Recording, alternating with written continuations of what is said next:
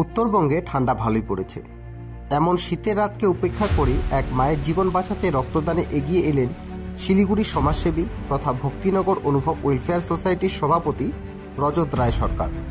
এদিন ময়নাগুড়ি ব্লকের পানবাড়ি এলাকার এক ভদ্রমহিলা শিলিগুড়ির এক বেসরকারি হাসপাতালে ভর্তি ছিলেন।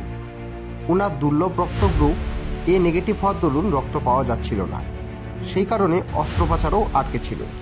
রোগীর পরিবারের লোকজন এদিক ওদিক ছোটাছুটি করার পর কোনোভাবে সোশ্যাল মিডিয়ার মাধ্যমে যোগাযোগ করেন রজত রায় সরকারের সঙ্গে। রোগীর পরিবার সম্পূর্ণ অপরিচিত হওয়া সত্ত্বেও রজতবাবুর নিজের দুর্লভ রক্ত এ নেগেটিভ গ্রুপের হওয়ায় তৎক্ষণাৎ বেরিয়ে পড়েন ব্লাড ব্যাংকের উদ্দেশ্যে এবং রক্তদান করেন। মানবিকতা যে পৃথিবীতে এখনও বেঁচে রয়েছে তা আরও একবার প্রমাণ করলেন রজতবাবু। জাতি ধর্ম নির্বিশেষে রক্ত দেব হেসে হেসে।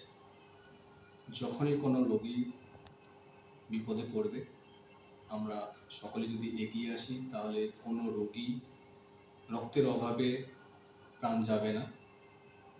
আমরা সজাগ হই, সচেতন হই এবং সকলকে সচেতন করি রক্ত দিলে কোনো ক্ষতি হয় না। তাই আমরা সকলে যাতে রক্ত দিতে পারি এবং যেখানে রক্তদান শিবির হবে সেখানে আমরা এগিয়ে এসে যাতে রক্ত দিতে পারি, তাহলে কোনো রোগী রক্তের অভাবে প্রাণ যাবে না। আপনারা দেখছেন নর্থ বেঙ্গল সমাচার, উত্তরের বার্তা, সত্যের পথে।